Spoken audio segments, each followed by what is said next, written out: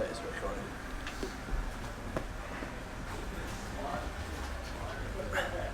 So welcome guys, FView magazine. Peace. I'm sitting here with Alex Costa. Please Alex, introduce yourself. Who are you? Where are you from? How old are you? Are you single? Are you not single? Everything, huh? Yeah, some details. Okay, alright, so I'm Alex Costa. I am 30 years old. Getting old, man. Alright, I'm gonna be 31 in 2 weeks. You're a grandpa. Yeah, I know. I probably am. I am currently not single. I have a girlfriend. I've been dating for about a year. And I live in Los Angeles, where we are right now. It's a little bit gloomy today, but it's usually sunny. It's usually sunny. No, yeah. I'm a fashion influencer, so what I do is mostly on YouTube, I educate men on men's fashion, men's grooming, men's hairstyle, and it trickles down to Instagram as well, of course. Perfect. That was a great first few sentences. So, my name is Fabian. I think you know me from the last couple interviews. I'm a model in LA for traveling modeling, and get to know Alex today. So the first question,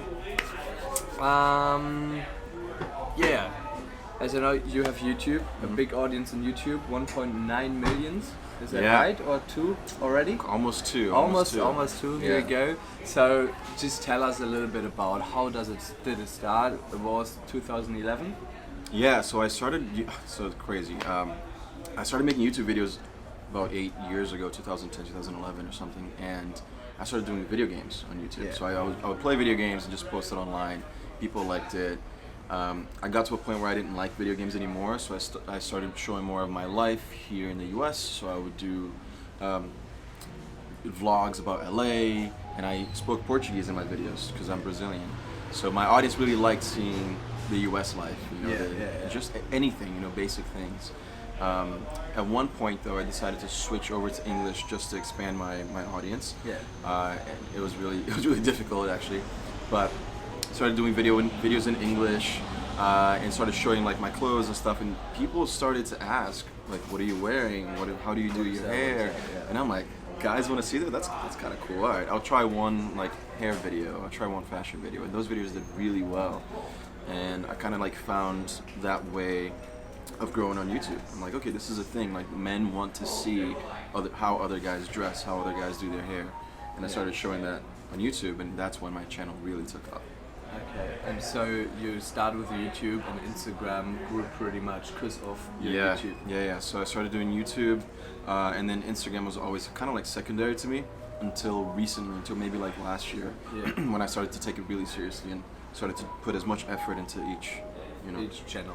Yeah, that sounds cool. So you said fashion, beard, hair. This is like your main kind of parts what you're doing on YouTube. Are you doing fitness as well? Or I do some fitness as well. Yeah. I love fitness. I'm not a personal trainer or anything. So every time I do a fitness video teaching my audience, I always bring in a professional. Just to make it easier for me as well. So I end up learning and teaching at the same time. That's cool. So we do a lot of fitness videos. I guess.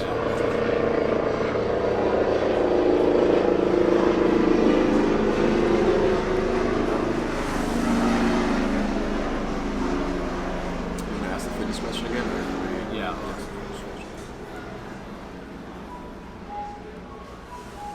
So fashion, beard, hair, this is like your main parts into YouTube. What's about fitness? Fitness is a big market. Are you doing some fitness videos or anything? Yeah, I love fitness. I work out every single day. But when I do videos about fitness, I always try to bring in a personal trainer to help me teach my audience. Just because he's a professional and I'm not. So we've been doing a lot of that. And fitness on Instagram is always fun. Just some stories and some photos. For sure. But on YouTube, it's got to be a little bit more educational. That's true. But what's better for your audience? What do you think gets more views and more feedback? Maybe the fashion part or the? I think it's hair. Hair? Yeah, hair, man. I don't know. It's weird to me too, but guys just don't really know what to do with their hair, and then now they're learning. I'm actually coming out with my own hair brand, hair care line for men and stuff like that. So it's going well. Oh, perfect. But do you have a lot of competition in the hair and fashion market? There's some, yeah. I mean, there's channels with over 1 million subscribers just about hair.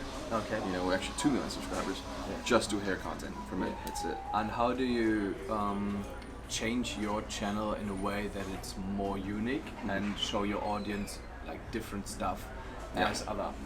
Yeah. So my differential, I think like what I do different from other YouTubers right now is I really invest into the quality of the video. So I have a full-time videographer, full-time editor, full-time photographer, a full-time person who does research for me for the content. So I built a little team, and I don't mind investing into that if it's gonna make my content better. Yeah.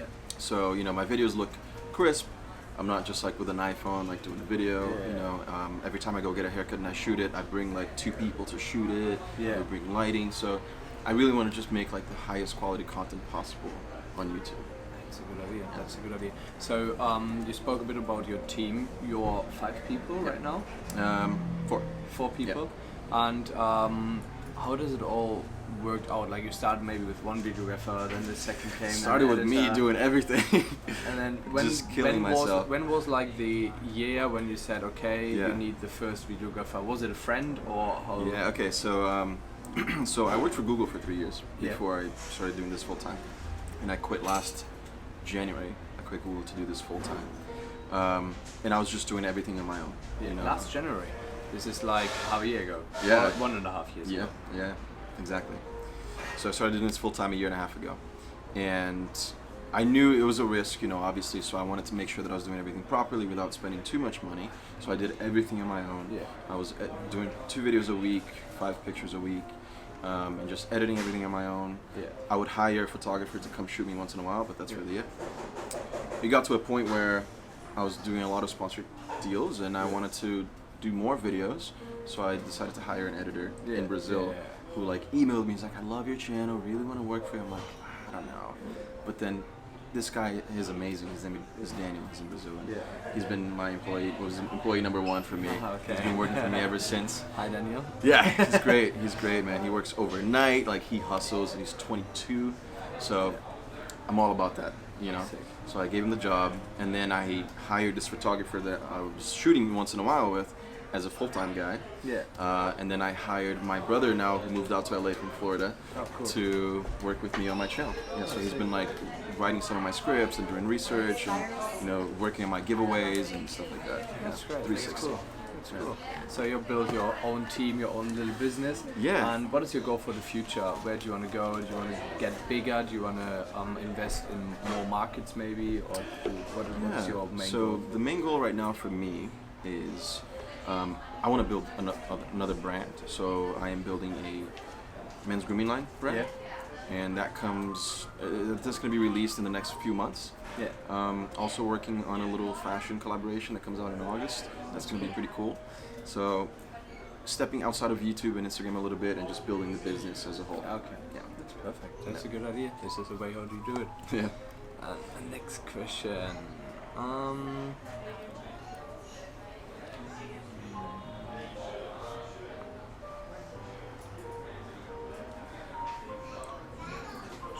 Scrolling through.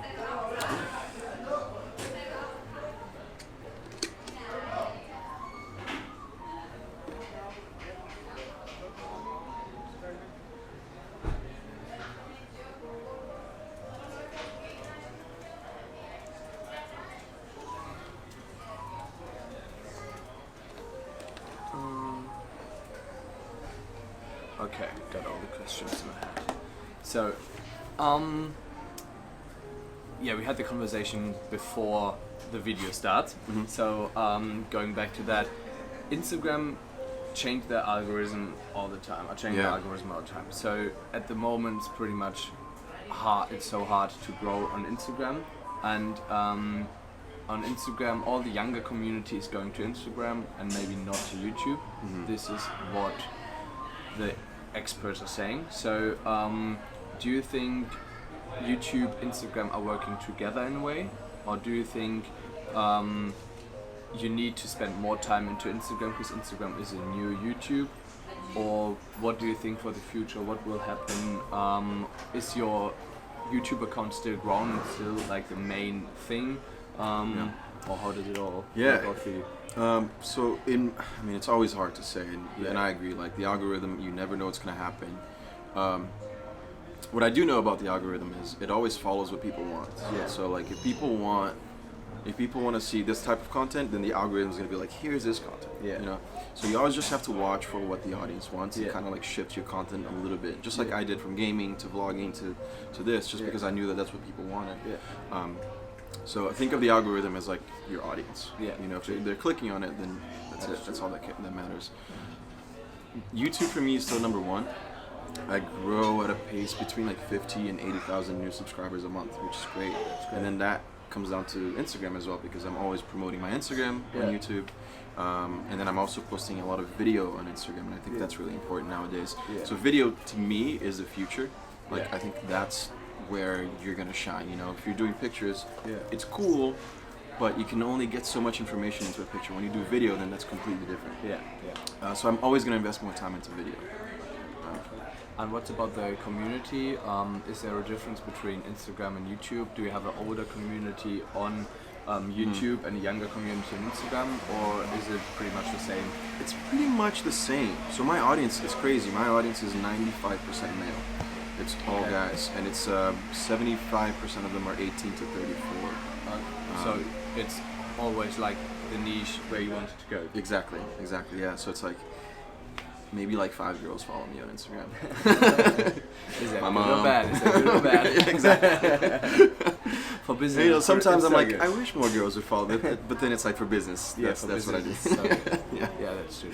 Are you thinking your whole day of business? Like, is it all business? Are you business addicted, or do you have Definitely. like times where you say, okay, I can chill. This is like my time off, or is your man, brain I am- pretty much working? I'm all the time? I'm so invested into this. Like I do think about it 24/7.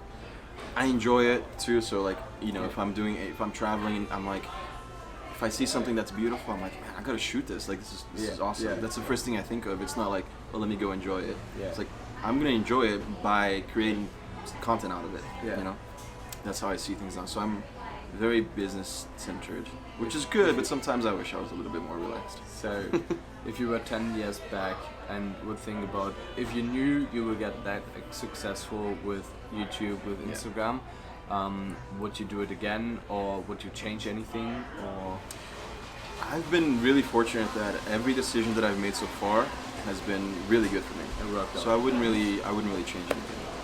That's perfect. Yeah, this is what you want. This is what I want. Yeah, I'm happy. Perfect. That's great. So, do you have 3 tips you can give our audience on FEView magazine about the beard trend?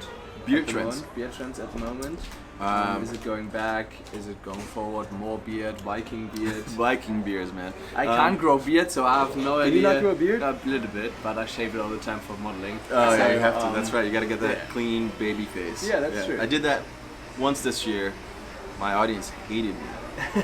They're like, no, grow your beard back. Grow your beard back. I was like, sorry guys. I had the same when I shaved my head. I shaved my head in January, completely off. Like I had If long, I did I that, had long hair. they would delete my channel. Yeah, I had like 50. My engagement dropped from 40,000 likes per picture to like 20,000 likes per picture, like 50%. That's crazy. And it was so hard to get it back. Oh and, my Oh, God. yeah, it was so I'm fun. like, yeah, if I should shave my head, that's it. That's You it. can kill yourself. I gotta go get a job at Starbucks. I'm done. Yeah, exactly. No, the beard. I would say definitely the stubble is like always gonna be a good look, but it also really depends on what you're doing and what your vibe is. Yeah. So in LA, like it's clean shaven is very rare. Like you don't really see a lot of clean shaven people unless it's models. So I think a little bit of scruff is always the way to go. Yeah. And what's about the Viking beard? Beard oil also to make sure that it's not too scruffy. Yeah. Okay, perfect. That's a good tip. That's a good tip. What's about the Viking look, like the Aquaman kind of look? Many girls like it a lot. I so- know girls do like it, but a specific like type of girl likes that. You Yeah. know? Like not every girl. I think this is like more broad appealing. Okay, yeah, for more. You know, what you have now is like Yeah. more broad appealing. But if you have the long beard, then it like this many girls will like that. Okay. Perfect. That's a good tip. Yeah, then I will have a look. for the last few questions.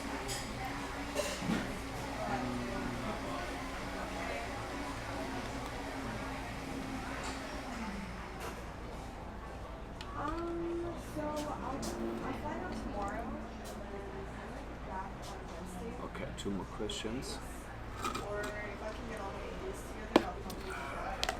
So coming back to some tips for the audience, about the personality. What kind of is the style of the hair, of the beard, fashion important for the personality? So if you see someone wearing a suit, do you know how his personality is? And if someone's wearing joggers, for example, or like have like a long beard, is that like a kind of personality what you can see? Right. So this is what I would say. Living in LA has definitely changed the way that I look at that, because everyone here dresses Fancy. however they want to dress. Like you can go to a club and people are wearing like sweatpants, but they're $400 sweatpants, and you just don't know. So I don't do that anymore. I don't judge people based on just what kind of outfit they're wearing. Yeah. But I will say that first impressions really do matter. And most cities in the world, if you see a guy in a suit, and if it's like a nice suit, you're gonna give him more credit. You're gonna think that he's more important. You're gonna think that he's busier than you, whatever. So I would say clothes really do make that first impression like come together. So do you think LA has changed you in a way how to dress yourself? Yeah, I think so. Yeah, I dress more casual because of LA actually. Like t-shirt, jeans, and then like some boots, throw this on, that's it. You lived in Boston before, so your dress in Boston was different. I dressed horribly in Boston. What means horribly? Just like, you just wear like sweatshirts and jeans. It's so cold there too, so like nobody's trying to dress nice. Everyone's just trying to be warm. But everyone wears black there. There's no like fun. Colorful, it's just LA is so colorful. Everyone is like trying to dress to fancy. be different. Yeah, everyone wants to be different. It's like green flip-flops, or what do you call it in English? Flip-flops, right? Flip-flops, yeah. Green flip-flops and the blue joggers and the tank top. He's doing his thing. Yeah, doing his thing. That's perfect. It's funny. So it's like, who knows? He could be a millionaire. Like, I don't know. Like, and I think every trend is starting from the States and maybe pretty much from LA. So or from New York. I'm not sure. What do you think? Where the style started? Yeah, so I think it's different. So New York style is very different than LA's style. Yeah. I think New York style is better. Business? Is it more business? Because I've never been to New York. Is the New York style business? I think it's cool. It's more. It's sharp. It's a little bit more sharp. I guess more business. And LA is way more casual, way more laid back, chill. And what do you think would like go over to Europe? Is it more the New York style, or is it more? It's more the New York style. Definitely. Especially like you go to London. Yeah, guys, they're taking the tube and they're dressed up in like nice business attire. Okay. Yeah, and they dress really well actually in London. Props to them. Better than LA. So LA fashion is not that good, to be honest with you. No, it's like kind of fancy. I love it. Not that good. Last question, last but not least, your wardrobe for 2019, or like it's like half a year 2019 over. So for the last half a year, what should a man have in his wardrobe? Like I would say a black leather jacket. Every man has a black leather jacket, and it doesn't matter like which year it is. Yeah. Like black leather jacket is all the time trendy. Yeah, I would say definitely I have way too many leather jackets because I love leather jackets. This is a leather jacket right now? This is suede, yeah. So I got this in London actually. I would also say a watch, definitely like doesn't have to be like an expensive watch, but something that's nice and classy. And sunglasses, probably. Sunglasses. Yeah. I would maybe say rings as well, because I rings. think that's I've been really a lot of big accessories. thing since like a year or two that everyone's wearing. I'm not today. Wearing a lot of rings. Yeah. It used to be like weird for guys to wear rings, but now like I almost like, don't leave my house without some rings. Yeah, that's what I hear as well. Perfect. Thank you so much for the interview. Cool, man. Thank you. Great meeting you. Take care, and we'll see you later. Thank you, buddy. Peace out for you. That was sweet. Easy going. Yeah, man. Thank you so much for the time. No